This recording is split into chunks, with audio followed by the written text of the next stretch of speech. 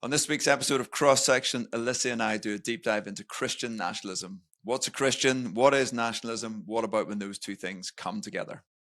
And specifically, we look at three I's: the I of identity, immigration, and Islam, and how all three lend itself to this conversation. And we land exploring the role of the church in the issue of politics, theology, and culture, and being a witness in this moment. I hope you enjoy the episode. Hello and welcome to another week of Cross Section, but Cross Section with a difference. I am joined in the studio by Peter Lynas, who is usually on screen, engaged from Northern Ireland, but he's here in person in London. So welcome to you, Peter, to the studio. It's great to be here. Good. And together we're doing a tag team, not on All News, but a follow-up to our conversation in June where we was having the initial chat around Christian nationalism, the rise of Christian nationalism in UK politics and political debate. And so we feel that it's needed for an extended conversation on that. And so why are we doing that, Peter? Why are we continuing this? Because we're in lots of groups, WhatsApp discussions, church leaders are asking about it, politicians and civil servants are asking about it. It feels like it's in every conversation that we're in. We might be living in a particular bubble, but we don't think so because we've been out and about around different parts of the country, in Northern Ireland, Scotland, north of England, Wales. The conversation is live and it's everywhere. And it's actually part of a larger global conversation. And we're going to wrestle with, what is it to be a Christian?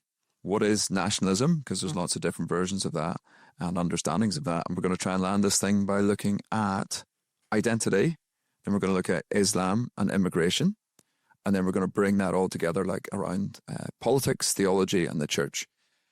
You had the United Kingdom March. Well, what does it actually look like? What kingdom are we as Christians to be uniting behind? And what does that look like? So yeah, it's definitely a deep dive of a conversation. And so why don't you kick us off with the theme of identity? Let's start there.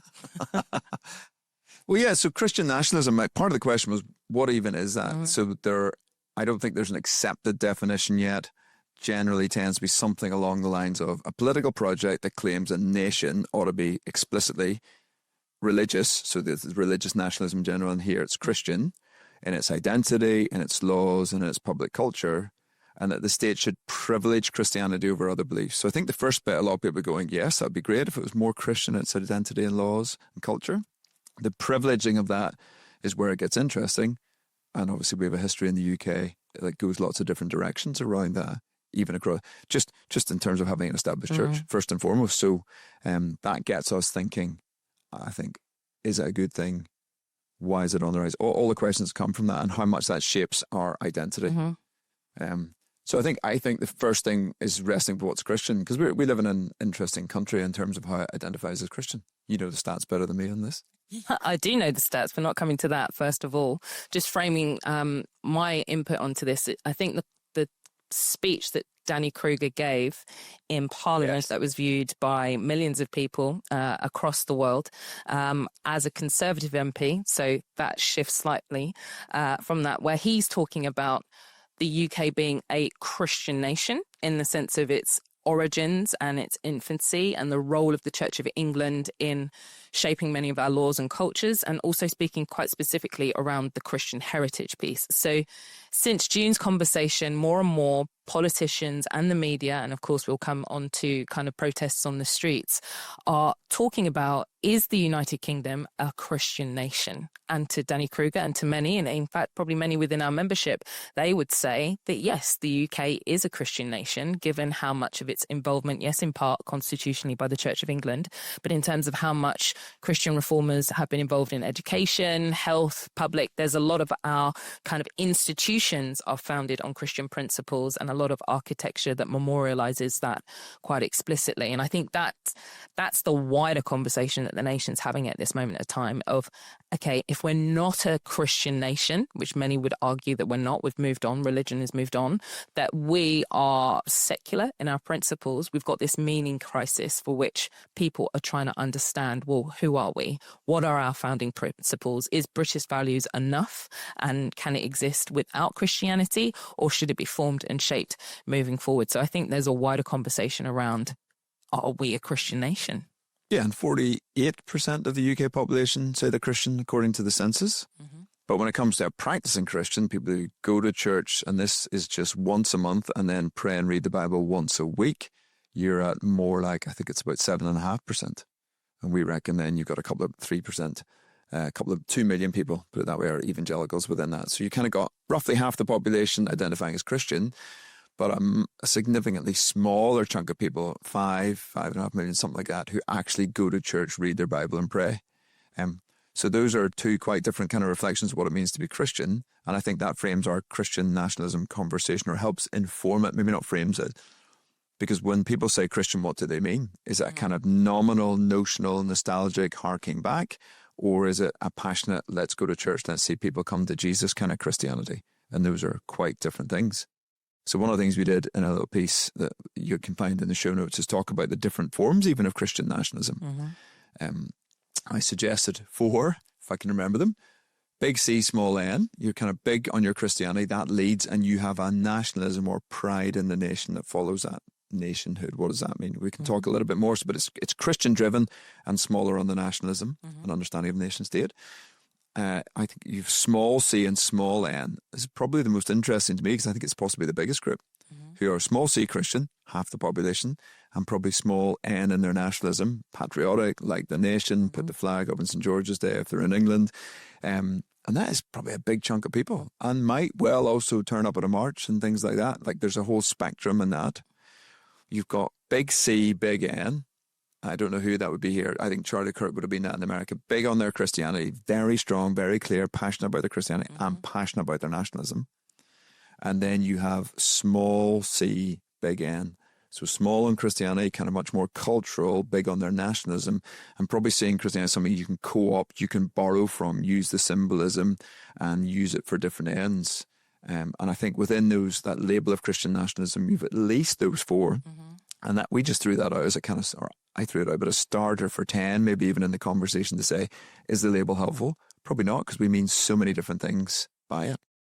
We do indeed. And I think we've started talking about the Christian aspect, but let's move to the nation, because I think part of popular culture, or indeed the political elite and the media, are wanting to make Christian nationalism uniform across all 4 nations. And when indeed the idea of nationalism looks very different and distinct, particularly in Wales, particularly in Scotland, particularly in your home nation of Northern Ireland.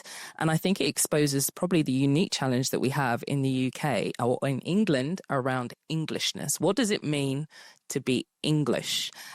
You can be, with Welsh identity, it's about language, it's about culture. They're very central around that in their education and in their formation. Northern Ireland, you can speak more to that. I wouldn't want to get your history wrong, but in Scotland, equally, recently there was a conversation that was being held about even people who are minority ethnic living in Scotland. They are able to embrace their ethnic identity, but also embrace Scottishness. They're happy to say, I am Scottish, and very much the culture there embraces that. But Englishness is something that has been lost. And I think as we move on to the conversation of immigration, is where different communities across the UK, or in England in particular, regions are trying to claim to be English is to be patriot. And to be patriot doesn't necessarily mean racism, and yet often or not they're being forgotten. So the Northern Ireland complex in terms of nationhood and faith, what does that look like? Well, I mean, our nationalism's even more complicated in Northern Ireland because it means 2 different things. I think even the history of that, like nationalism gets some people thinking of National Socialism, like the Nazi party, there's a move there. Others, it's just like, what's an independent, self-governing nation, that nations are a good thing. So Scottish nationalism perceived broadly positive, Welsh nationalism. In Northern Ireland, you have nationalism tends to mean the affinity with Southern Ireland. Unionism is, I think, a different form of nationalism because it wants to be united with the United Kingdom. And in that, we have seen the flags, we have seen the curbstones being painted. That's a more, I think, an even stronger form of territorial boundary marking that goes on. So flags is like round 1 of that. Round 2 is you start to paint curbstones, you start to really put that down. And we've seen the problematic nature of that also associated with religion. So you've got a complex kind of background on that. And it's been deeply unhealthy in Northern Ireland. And I think, so that's one of the complications is you've got, even within the Union flag, you've got 3 different identity flags going on there. Each of those has a religious aspect to it. St Andrews within Scotland, St George, and all that communicates to the English. The Welsh aren't even included, and we've got St Patrick's, which isn't formally a flag of Northern Ireland, but carries that aspect, who of course is a missionary from Wales to Northern Ireland, arguably. And so the complications of how these things are put together, ours has been particularly negative. We've gone through the troubles. We've had violence associated with it. We have learned some lessons from that in our peace process. I'm not sure we've learned enough to tell everybody else what to do, but we've had to wrestle with it. And we can see the dangers of Christian nationalism. But I think within that, the current conversation is most live in England. I mean, there are aspects in Scotland and Wales and Northern Ireland, but I think it's most live because England is less clear about its identity outside of the rest of Great Britain, the United Kingdom. And what is Englishness? So I that's where I'll stop commenting, because that's definitely a question for you about the English. Well, I mean, on a personal level, I don't even know and this has been a topic of debate, can a person of ethnic origin say that they're English? Now, personally, I would call myself Black British Caribbean, but there's conversations around Rishi Sunak. Can he call himself English? There's been others, both in the Conservative Party and other political figures who are diaspora, who have moved to this country. And a real hot topic is, can you be English? And that's the tension that we are seeing increasingly. So from identity, it only feels right to move to the other hot topic in terms of immigration. So at the time of recording this, we had the Home Secretary announce yesterday the government's intention to reform asylum policy and very much tackle asylum and kind of family rights in this country, which is a shift because it's the Labour Party that are coming out with very stringent policy around tackling high immigration. It's been welcomed in part by the Conservative Party and in part by the Reform UK, and very much there's been a strong pushback in terms of the Labour Party kind of backbenchers in terms of this is not who we are as a political party and this is not how we engage on the topic of asylum moving forward. But of course there's been a real reality over the last few years in terms of the spotlight of immigration is on small boat crossings. The Conservative Party tried to tackle this, stop the boats mantra, and were unable to do that, and therefore, as a result, was removed from government. October statistics show that small boat crossings exceeded 36,700 people, which exceeds the whole of 2024. So there's a problem that we have in the UK, and the small boats crisis is the one that riles the public up significantly, so much so that it's kind of a common expectation. It's the centre ground of politics in we need to tackle the small boats, and more generally we need to tackle immigration because of the pressures that it places on public services and on different communities. Do you think the public are justified in their view, and you can define whomever the public is, around immigration? Is reducing immigration the right direction for this nation? Is it the issue to contend with and tackle? Well, firstly, it is the issue that the public are wanting to talk about. So there's no doubt that's what, I mean, we've seen the rise of reform, and a significant part of that is around immigration. So that's why we're talking about it, because we think this has got linked with the rise of the right and Christian nationalism. So when I'm out talking with people, the three things that come up, they might not put them this way, but one is identity and something around what I feel in that, as in the person speaking to me. The second is something around immigration. There's a sense of, right, so are there too many people here, some might say? Are we sufficiently welcoming? What's the difference between a refugee and an asylum seeker and people coming, economic migrants? So the question is being asked, and more publicly, even within churches and meetings that we're at, people are saying, well, hold on, is there a limit to our welcome? And some say, no, there shouldn't be, and we should be open and always welcoming people in. And others are saying, well, hold on, there's a difference between refugees and asylum seekers. And even then, under these proposals, some would say when it's safe, the Home Secretary said then people will go back. It's 20 years now before you be entitled to stay here permanently. And we are seeing a more contested world. We said this globally. There are more and more people moving for a variety of reasons, including war, including difficult situations. And we are in a more global context where that movement happens. And some communities undoubtedly feel that that is putting particular pressure on their communities. So we're seeing that. And we're seeing Christians talking about it more. And I think the space for an actual conversation on immigration has been limited. People very quickly gone. So it's the polarizing nature of the debate again. Where's the space to have a conversation to say, should there be any limits? Well, almost every country puts a limit on it. Lots of countries do that globally. Lots of countries left and right. I mean, the model we're following is the Danish model, apparently, and that's from a centre-left government. And we're looking at that because each country has said, well, hold on, we can't do everything. And so there are questions being asked. And I think that raises, and Christians are split on this. I think we have to acknowledge that. I don't think it's as simple as like we have to welcome everybody in all situations. The Old Testament text is kind of interesting on that. What the welcome looks like of the stranger, absolutely. Israel's to be a light to the nations and go out. It was to welcome people in. But it also had very different rules actually put in place for how they treated people who were Israelites and how they treated the foreigner. It was very welcoming in many ways in comparison with other cultures, but there was still a distinction in that. So, that's hard stuff to wrestle through theologically as well. And I don't think we've even got the space to have the conversation. That's what I think is what we're lacking, to have disagreement well and to engage. And thus we've seen riots, we've seen pushback, we've seen churches don't want to talk about it at all because it's too difficult.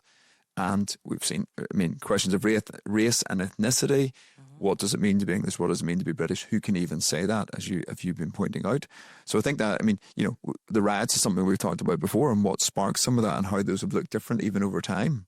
Yeah, of course. So from 2024, just that the riots that spread across all kind of three nations, predominantly England, Wales and Northern Ireland, I would say was in a violent reaction to misinformation around Alex Ruda-Cabana, the young man that murdered and killed three young girls, at a Taylor Swift dance class.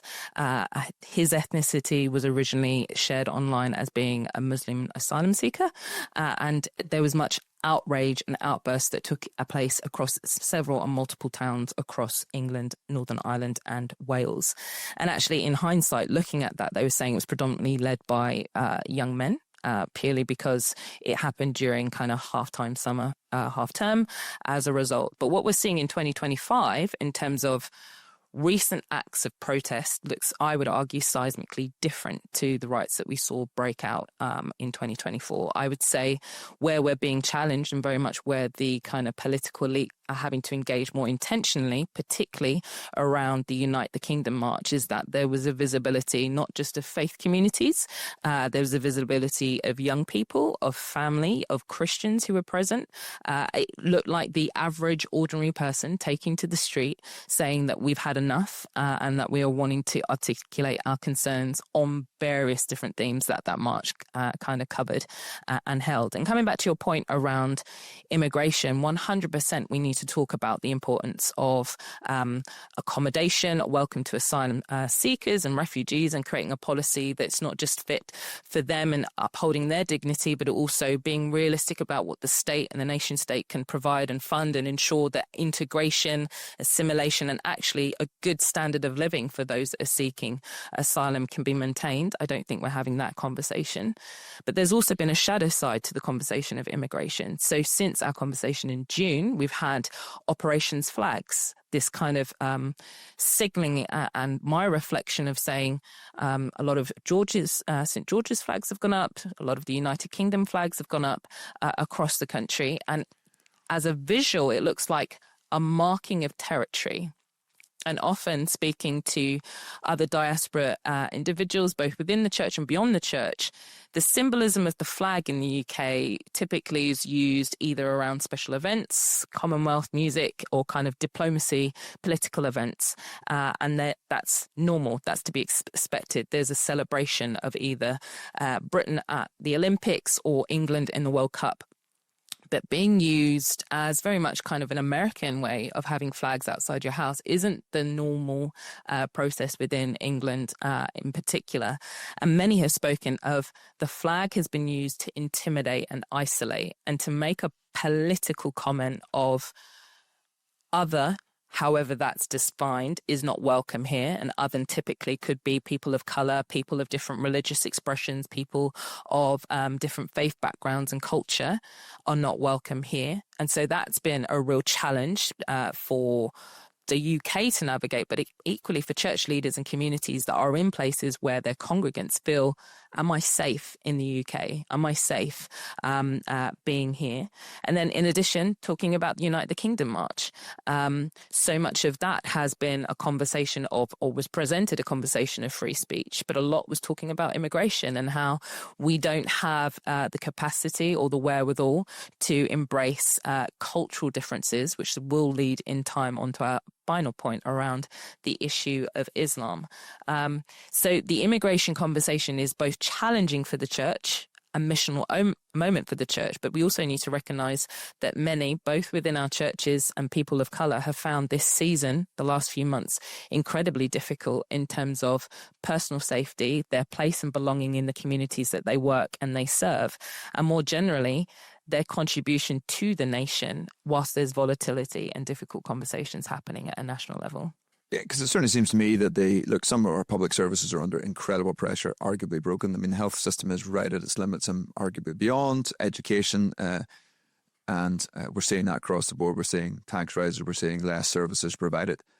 Now, the simple kind of thing is then, well, that immigration is the cause of that. So the end result is undisputed. We are struggling as a country, and other countries may well be as well, but that's where we are.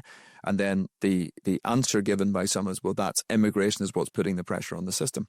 And so I think one of the things we have to do is, again, have that honest conversation. What is causing the pressure? Are we putting enough money in?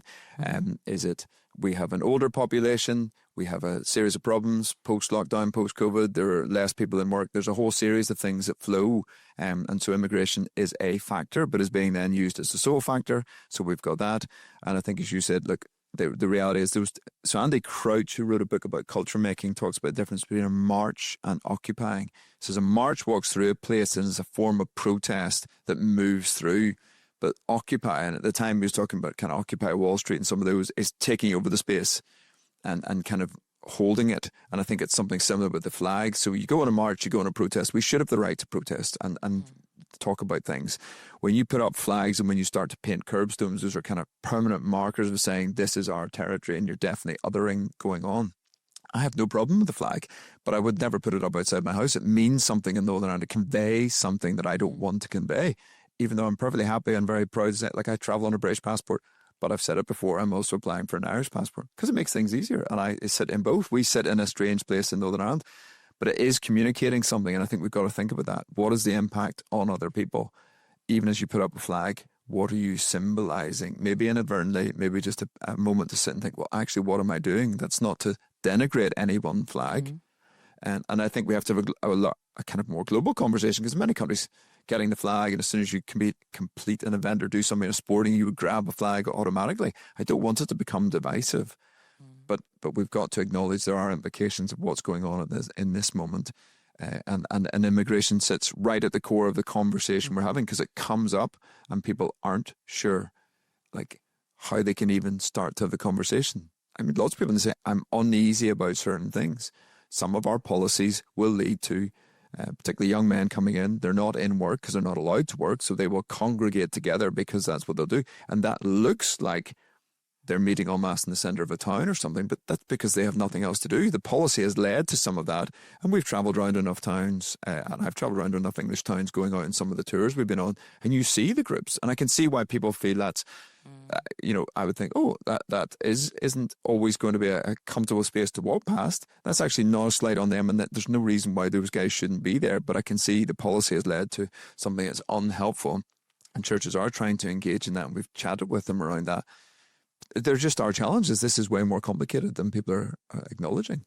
Absolutely. And I think my final point, just kind of, as you were mentioning there around the economics, so much of the kind of political conversation on immigration has been around guarding our borders. But I think the real truth of immigration is one about the economy, the sense of deprivation, the sense of poverty, the sense of different parts of England in particular, and I'm assuming this is equally true in the nations, feel they have less than in comparison to what they perceive as migrant communities who are flourishing in education, in health, in social mobility, in housing.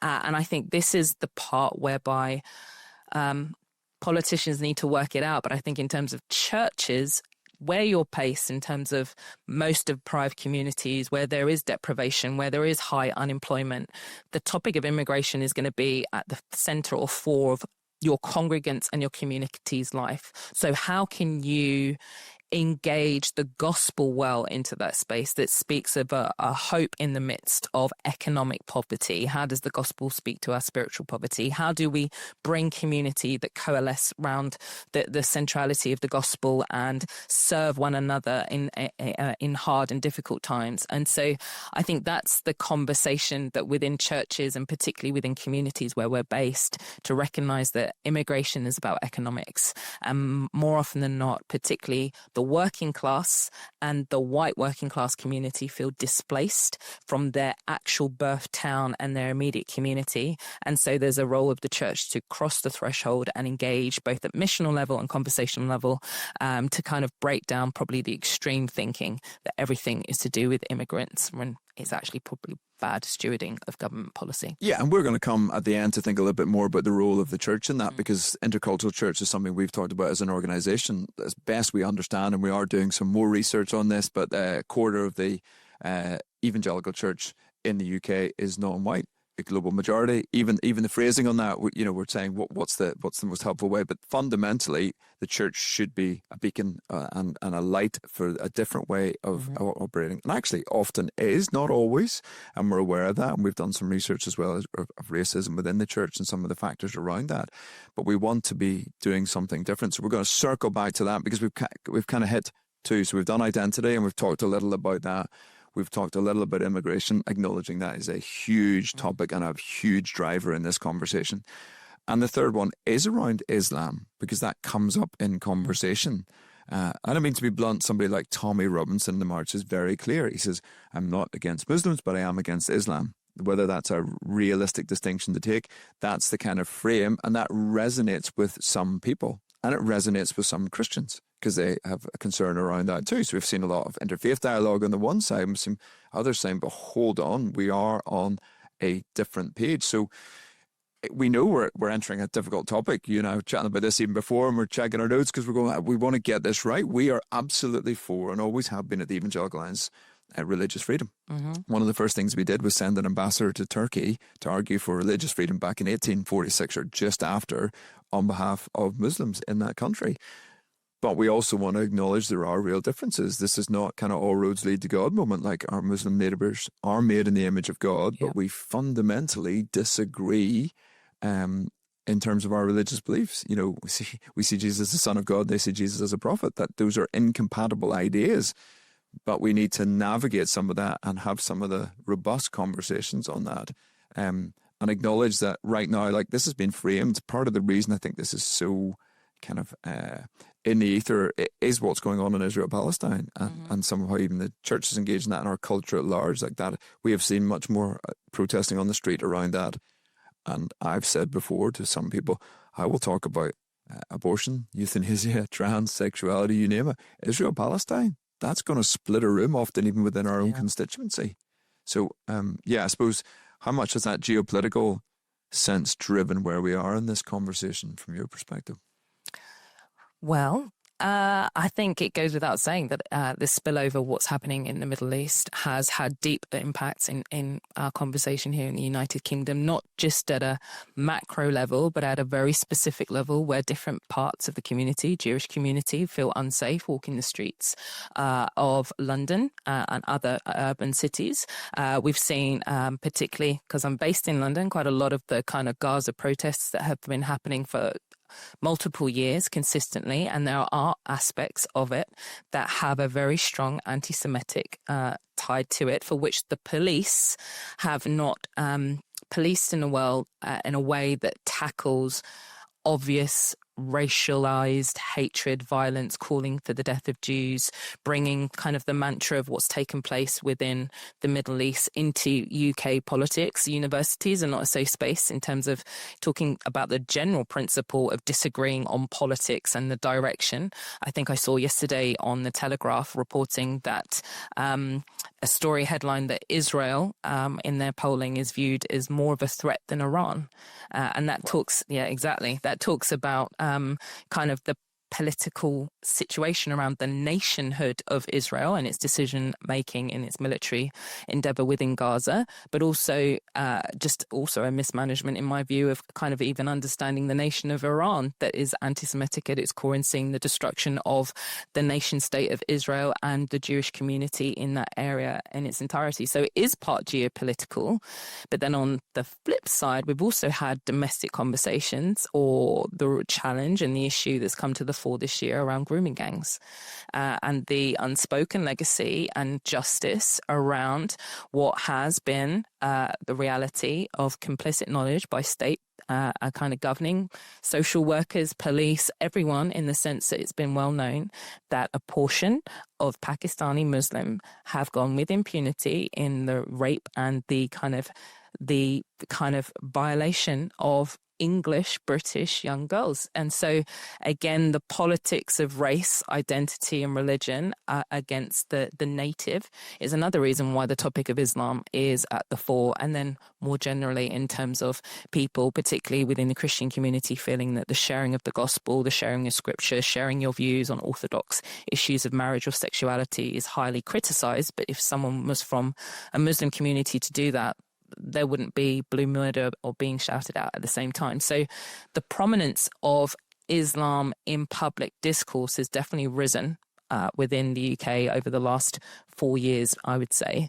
And it's very divisive and very fractured. And equally, there's an opportunity for us as the church to lean into that, both as a gospel witness and an articulation of how the two religions are distinct and different and the clarity of who Christ is. Yes, so we've seen a growth in the Muslim population through both immigration and birth rates locally, and then the Muslim community will tend, like the Jewish community and others, to live within one area, and so then we've seen the impact of that even in terms of voting and the number of MPs who are either from a Muslim constituency themselves or from that background or representing a constituency.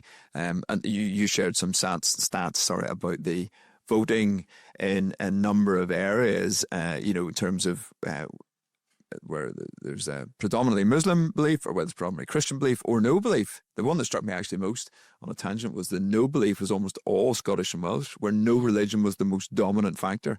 But obviously there are a number of constituencies that have a Muslim MP, and we've seen some of those are within the Labour Party. That's predominantly where they are. Some have broken away, in fact, because they don't think they're being sufficiently represented in that.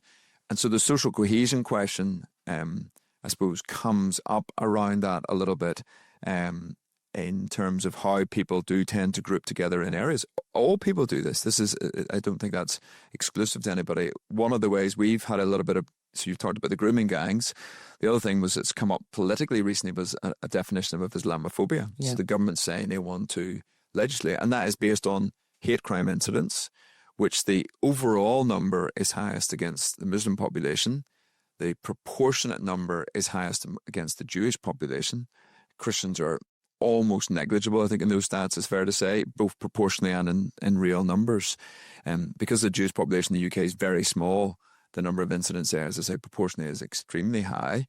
We already have an anti-Semitism definition. We're actually, as an organisation, not a fan of either of those. We think there already are hate crime piece of legislation. I mean, you've probably been more involved in that conversation of why we oppose them both. I am involved in those conversations. No, absolutely. And I think the reason to engage, the wider conversation, coming back to your first point around we believe in freedom of religion or belief for all. And at its core, it's not just about expression. It's the freedom to practice one's faith, the ability to convert from one faith to another, which comes back to the issue of Islamophobia, which I'll come to, and also our ability to share faith in a pluralist society, that we very much believe that Christianity is amongst many religious groups in this nation, and in particular the freedom to speak, to create materials, in articulating how to reach different people groups and all people groups with the good news and the gospel is our biblical mandate. So coming back to the definition of Islamophobia, on the one hand, I see the government's challenge that they're seeking to tackle a rise in anti-Muslim hate crime across this country. We've spoken about the riots. We've spoken in the past in different podcasts of the burning of mosques, or at least violence towards mosques and to people. And so in our engagement with the working group, we were very clear in our articulation that we do not support those acts. We do not support people's personal possession, they themselves being attacked. However, the criticism of Islam isn't phobic in its nature and in its core, that the sharing of faith and really grappling with the theological differences is not Islamophobic at its core. In addition to that, we, within our membership and just the reality around the global church, there is a reality of Muslim converting to Christianity. And they share with real passion, wisdom, and experience of the political Islam in the nations for which they've come from has been oppressive at its core, that it's been destructive, and that it's been really problematic.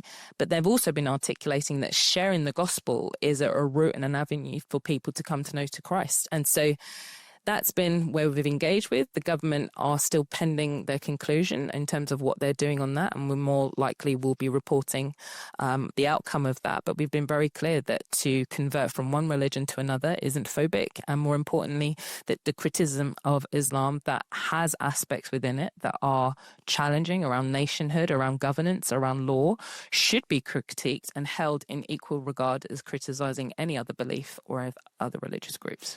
So I think for me, the freedom to change religion is just no-brainer. That has to be a given, that absolutely. I think one of the things you were saying, there was the freedom to manifest or live out your belief. And again, I'd be going, yes, we should have that. But there are moments of clash, and I think this is where the conversation has come up culturally, is because something like Sharia law is, to what extent do we respect the freedom of Muslims, Jews, or any religious group to run their own kind of parallel legal system, their own cultural system, in inevitably aspects of culture, of course, right up to a point where, and potentially for sometimes Christians, we will clash with the world in which we're living in. So we want that freedom, but there are going to be points of clash. And that's what, the reason we're talking about this, I think, is because Tommy Robinson and others have seen that this is a point of clash. People talk about a civilizational clash, that we're at a kind of more profound cultural clash. And the problem, I think, here is that Islamic culture includes a whole range of views and ideas, and Christian culture includes a whole range of views and ideas. Yeah. So when people say, I don't like Christians who think X, I'm going, well, I agree with you sometimes, because that's not what I think or many people think. So I think there are aspects that somebody could highlight, aspects of the Prophet Muhammad's life, things that are seen as allowable within certain parts of Islamic culture. It's acceptable to do certain things to convert people, or the infidels. Anybody who's not a follower of Islam is an infidel, and therefore is fair game in some aspects of Islam to be punished, to be killed, to be done with, to be raped. I mean, that's an aspect, but that is not everybody's teaching. This is where the conflict comes. I suppose any wisdom on how we navigate some of that. Just throwing you the most challenging question I could think of in that moment, because I think this is where the real clash happens, isn't it? This is where it gets difficult. So I think we can all agree, freedom of religion, absolutely. Up to what point that we're all trying to navigate? And I don't have an easy answer to this, so you can throw it back to me in a minute as well. No, I think as you spoke, I think the word that came to me was, how do we navigate these clash? I think the word truth is something in our culture for which is contested. You do your truth, I do my truth. But I think something about Christianity and all that we're being revealed in Christ, there is only one singular truth. And truth leads to not just the person of Christ, but in terms of justice, in the righting of wrongs. I think it's in how we articulate our faith. And I think as Christians, both prayerfully and with real wisdom in how we engage those of different beliefs, and particularly those who are Muslims, you don't always have to win the argument in the moment. You don't always need to win and land the salvation prayer. But I think in your witness, be clear about the truth differences around both theological and also the outworking of faith. I think that's on a personal level. But then equally, I think what we are navigating at the political in all four nations, particularly on the conversation around hate crime and specifically Islamophobia, is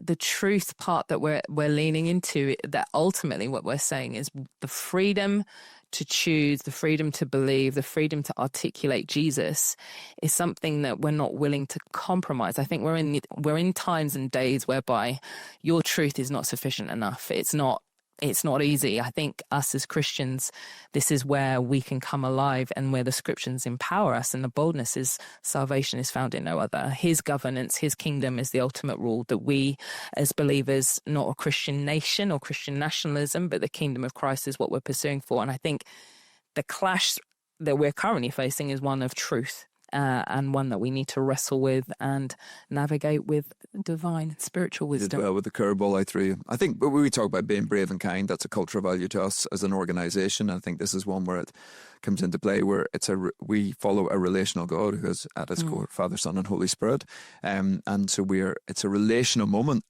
I disagree fundamentally with aspects of Islam. I don't have a problem theoretically with the Quran being burned or destroyed, but I would never. Why would I do that? That's immediately going to hinder relationship. There's nothing that's brave without kind. It's not even brave. I think it's just foolish because we know the implications. So it's like, how do we engage in a way that's going to be relational? And we have those relationships at a kind of government level and an institutional level, and we have worked with the Muslim Council of Britain and the Board of British Jewish Deputies on some issues where we have common cause, while acknowledging that we differ on that. I guess that takes me, because I'm conscious now of time, that we're into this last section in a sense for us of how does the politics, the church, the theology come together, and you've been hinting at that, because Christian nationalism, this topic that we're talking about and coming through these bits, does affect our citizenship, our engagement here, like our posture in this moment. We are people of the kingdom, and that language feels like it was certainly borrowed, ripped, co-opted, stolen in the United Kingdom March. That was particularly interesting language. And then Christ is King was a banner that was used on quite a lot of occasions. And I certainly struggled just to navigate all that entailed, because so many people were there for so many different reasons. If the nation is primary, if the nation becomes an idol, that's really obvious if you say it's an idol. But if it becomes first and it's the interpretive lens, that's a problem. We are Christians first and foremost. And then there's a whole series of things that fall after that for me and for you in different ways, no doubt. But I'd like to think, I think we just need a new imagination this moment, a slightly different way of thinking, that we don't get co-opted or taken down the wrong kind of lens. So I'm a big fan of kingdom theology, but in this moment, I need to be alert that that's language that can get co-opted and taken up in this moment, because kingdom can sound like dominance, dominion. We follow the king, but our king was crucified on a cross and submitted and laid down and sacrificed his life for us. Kingdom theology is very different, in my understanding, than some of what I'm seeing articulated, which is very vocal, it's very flags, it's very triumphant, it's crusader costumes. I'm not saying we're not in a battle. I'm not naive, I hope, as to what's going on. And Christ is victorious over sin and death. I absolutely want to celebrate that. But I do think in our kingdom theology, we're just going to have to be really careful in some of our language around this, because there is a massive challenge in this moment. I suppose, where are you seeing the biggest challenges on this church and theology piece of landing this? I think that the challenge for us as the church, as the body of Christ, is to engage in this moment not purely through our political preferences. I think of all the conversations, in fact, last week Sky News did a very long form interview talking about Christian nationalism in the UK and its rise and everything that's taken place from Unite the Kingdom, and many other different broadcasters are talking about this, and many are writing about it. It's an issue for the right. It's an issue that the left need to resolve. It's tribal in terms of how do we contend with the central problem that we have in the United Kingdom, and specifically in England, around this meaning crisis. Who are we as a people group collectively, and concerns around that. And I think the challenge for the church in this moment is to lay aside our political preferences in exchange and recognition of holistic kingdom theology, that we are first Christ followers before we are whatever political party we're aligned by. And I think that's the temptation that we all need to resist, is not to engage on this purely from a political lens, but to engage on this in a personal, a relational, a biblical. This is a missional moment. Many people within the church are going to have to step out in ways of engaging politically on these issues, because people are wrestling with very difficult topics and themes and issues. And there's a hope deficit, and we have hope. And we are people of hope. We are to articulate the hope that we have, always give an account for it. And I think there's a reframing of the gospel message that we need to apply in these moments of poverty, of deprivation, of loss of identity, of a loss of nationhood. And how do we bring that to the fore? So it's deeply difficult, but it needs to be more theologically driven in a healthy way, and politically engaged in winning people ultimately to who Jesus is. I think the missional moment is the thing I definitely want to make sure we don't miss in some of the conversations I've been having. I mean, people come into faith through Charlie Kirk's funeral. Is that challenging? Yes. I think if people say it's all fine and watch that entire funeral and think it's fine, then I would be like, I've got a question or two. If people are like, but it's almost not possible that somebody could have become a Christian through that, then I also got a question. Like, there are young men, we've heard stories again and again and again, churches right across the UK, people came to faith, they turned up, they literally stood up in their own homes watching the YouTube funeral of Charlie Kirk, and churches are then somewhat panicked, certainly concerned as to know what to do with that. Some are very excited and some are very challenged. And I get that, because there is a discipleship challenge. These people are young men. We know young men lean more to the right than young women, and we know more young men are coming to faith right now. So they're coming with some of that, and some of the people they're coming through are mixing politics and religion, and that's just reality, whether we like it or agree. I mean, I certainly think all these things are intertwined, but how it's being done may be challenging. So they're coming with some ideas. They're often coming to faith on their own. Met a young man just on Sunday night past. Some friends had talked to him about Jesus. He was on his own, though, started watching a video online and decided he was going to become a Christian, downloaded a Bible app and read the 4 Gospels that night.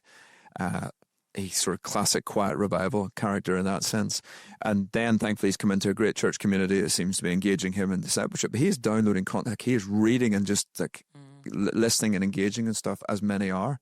So there's a real missional moment, and I think I'm concerned that some are missing that because they're so concerned or almost frightened about this thing. Yep. We've got to engage with it. I'm not sure it's quite as big and as significant as sometimes, and we need to be careful not to make too big a deal out of it.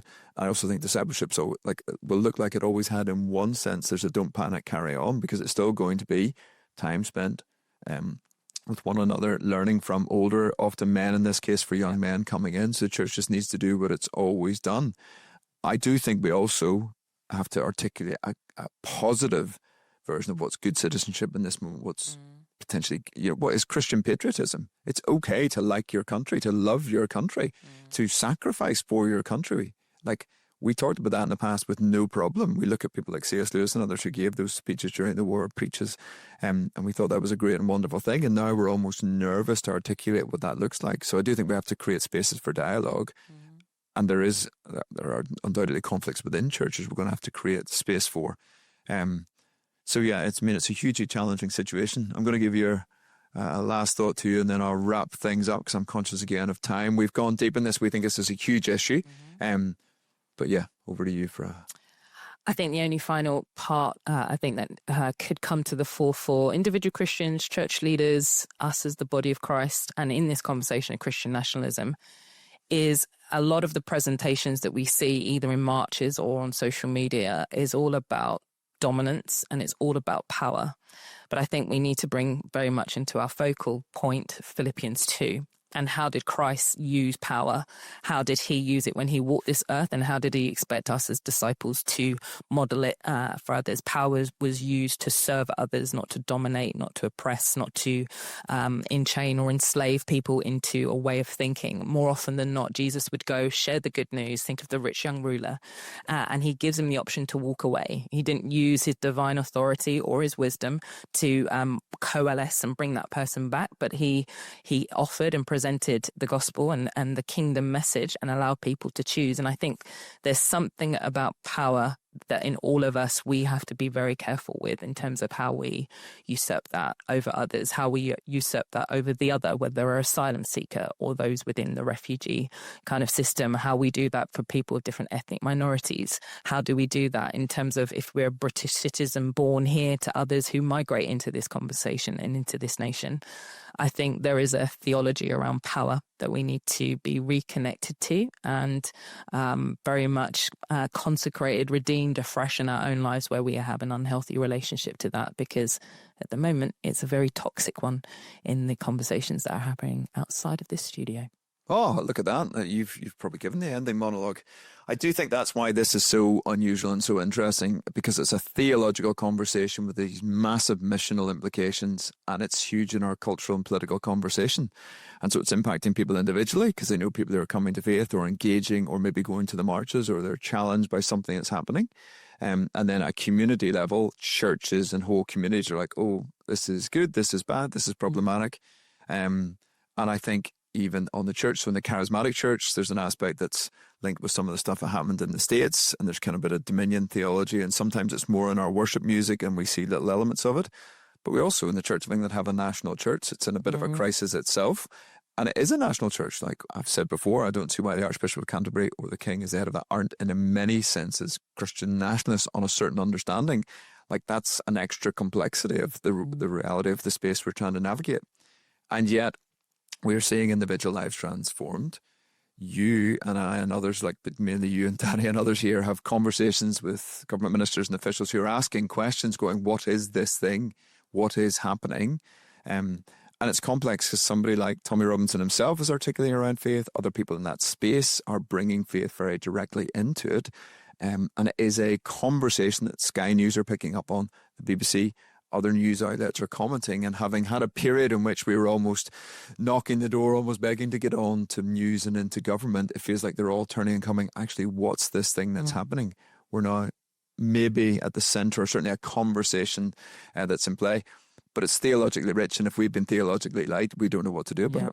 And so I think there's a depth that is required in this moment. And so I hope, and our prayer is that this spurs us into personal relationship with Jesus, with church communities, digging a little bit deeper and into much better conversations. We will continue to have those. Alicia, you and others will be engaging with government and civil servants and others around this. People like Israel, Reverend Dr. Israel here in our team, and others will be leading intercultural church conversations, because I think we are signposting something different in that. So we've got some great resources on that. And we at Cross Section and right across the EA will be continuing to have these conversations. You and I are in rooms and online and in various spaces over the next few weeks just around this. Leaders and church leaders and political leaders and cultural leaders around this, because it is a big topic. So we'd value your prayers. We'd also value your feedback, and we'll continue to talk about this and continue to try and find ourselves at the heart of conversations about faith, culture and news as we are right now. Hopefully this has been helpful. And with that, we're going to sign off. Be blessed.